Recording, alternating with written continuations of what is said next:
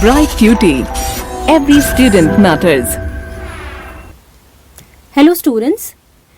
So let's start our next topic here, that is Netaji Subhash Chandra Bose and the INA. Now before this students, we were talking about the civil disobedience movement. Now do you remember the civil disobedience movement? As in, when was it started? Yes. So the civil disobedience movement, finally the beginning was marked on 6th April 1930 when Gandhiji, he went to Dandi and there he picked up the salt and manufactured the salt and he broke the salt law. One of the demands that he had made, and he was approaching Lord Irwin, right? He sent a letter to Lord Irwin and he was asking him to fulfill the 11 demands, right? And one of these demands was the abolition of salt tax. So we saw how the movement took place and what was the participation of people like here, right? And we see that how Gandhiji was going to in this conference, that is the round table conference, right? So we understood about these two movements here. The first one is the non-cooperation movement and the second one is the civil disobedience movement. We have talked about these two movements, the nature of these movements and how Gandhiji, he played a major role in these movements and what turns these movements, what turns had taken place in these two movements at the end. And Gandhiji, finally he had to withdraw the whole movement, right? So therefore, we understood that part.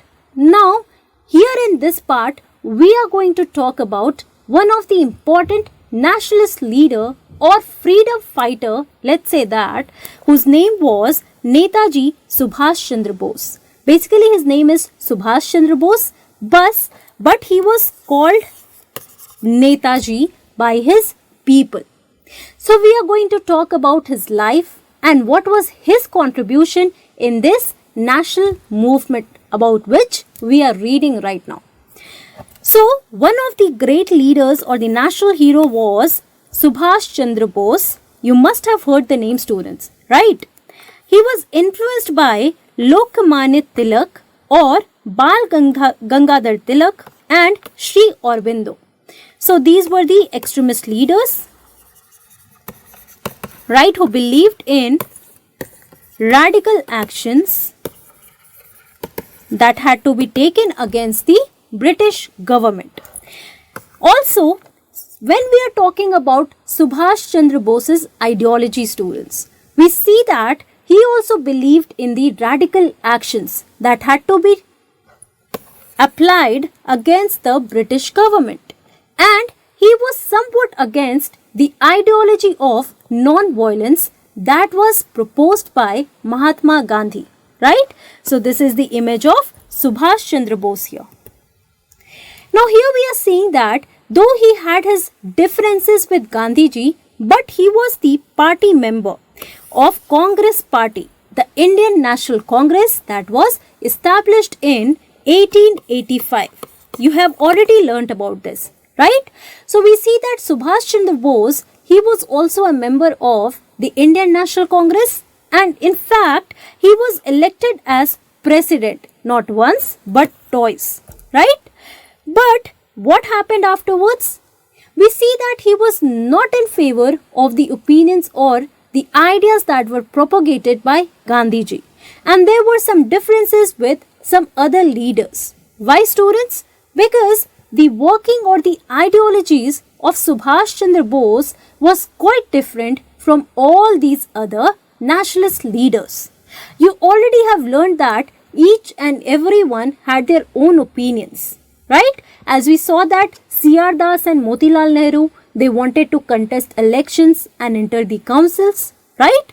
So that was one way of fighting against the British government.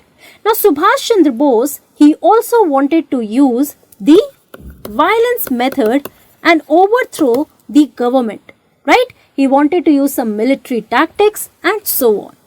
So therefore, he decided to form his forward bloc. And the forward bloc was formed somewhere around 1939. Okay? And this forward bloc was now joined by some other revolutionaries, let's say, or the people who believed in radical changes or radical actions. Right? So this was the forward bloc that was founded by Subhash Chandra Bose when he quit this Congress party. So all the factions who believed in these radical actions, they joined the forward bloc. During the time of World War II or Second World War, British were in tight spot as they had to face pressure from Hitler. Now you have learnt about Second World War a lot, right? In Second World War, there were two powers. One was the Allied and the second one was the Central Axis. Germany was from the Central Axis side, and when we are talking about Britain, they were from the Allied side. That was the victorious power. Correct? Now here what are we seeing? We are seeing that now Britain is facing these threats or let's say pressure from Hitler. Now who was Hitler? Hitler was the dictator of Germany. You must have read in class 9th. Right? So Hitler was the dictator in Germany and one person responsible for this World War II. Correct, students? Now here we see that Subhash Chandra Bose, who wanted to overthrow the British government, now he saw this as a good opportunity. Right? He wanted to meet Hitler, he wanted to join hands with him, and he wanted to challenge the British government and finally overthrow the British government from our country. Correct? So what did he do there? Now this was something that was quite unexpected. Subhash Chandra Bose, he was there in Kolkata, right? That time it was Calcutta. So what did he do? He dressed as a Pathan and then he escaped to Peshawar. Now he was kept as a prisoner, but what did he do there? He decided to dress up as Pathan and then he went on to Peshawar. From Peshawar, he moved to Kabul and then he went on to Moscow and Germany. Now, why was he moving from one place to another here?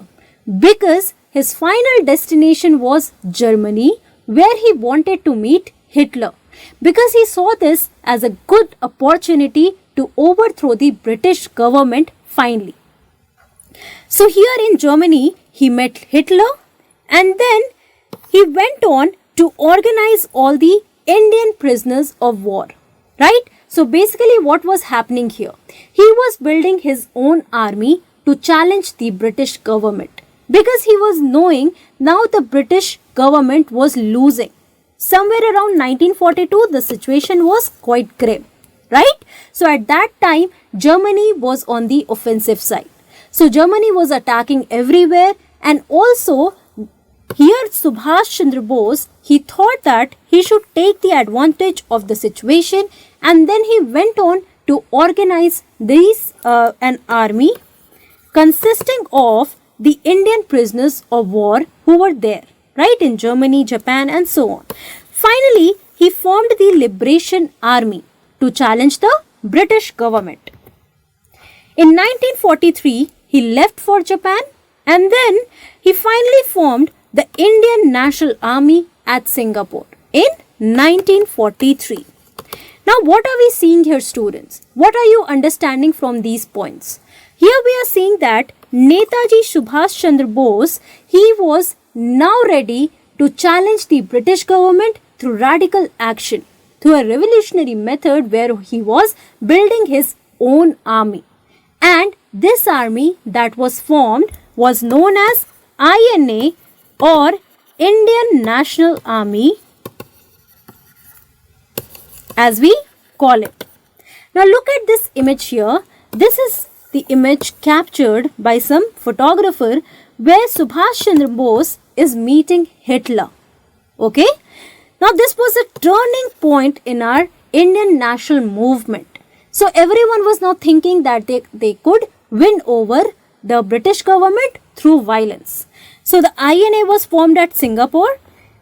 Here what happened? Subhash Chandra Bose, he inspired his whole army and he gave slogans such as Dilli Chalo, so that these people get inspired and finally they are ready to take over the British government and make their country independent at last.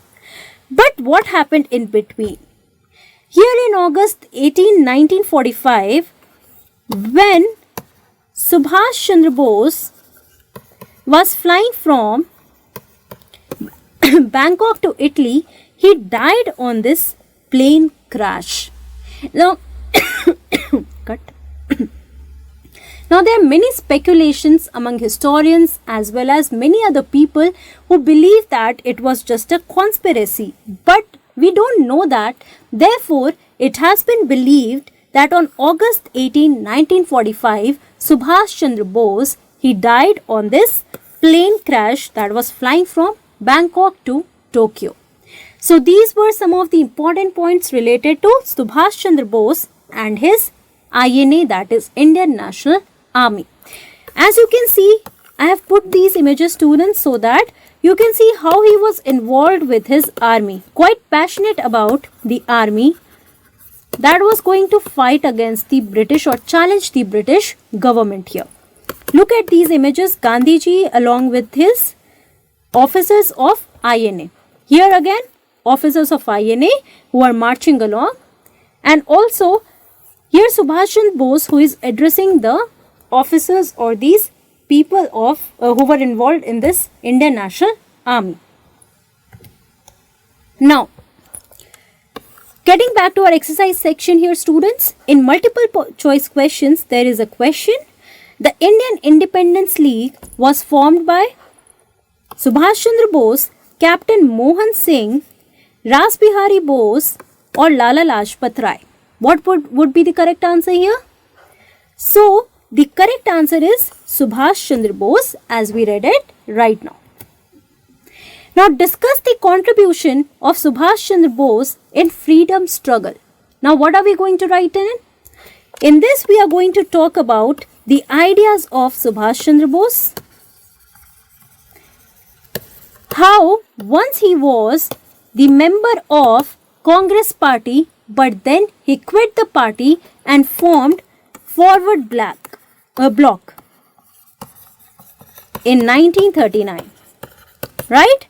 Then we are going to talk about the formation of INA, but before that, we have to talk about how he went on to Germany in order to meet Hitler. Right?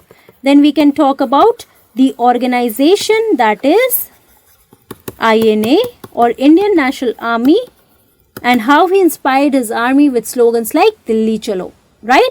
So these are some of the points that you can mention in this question here.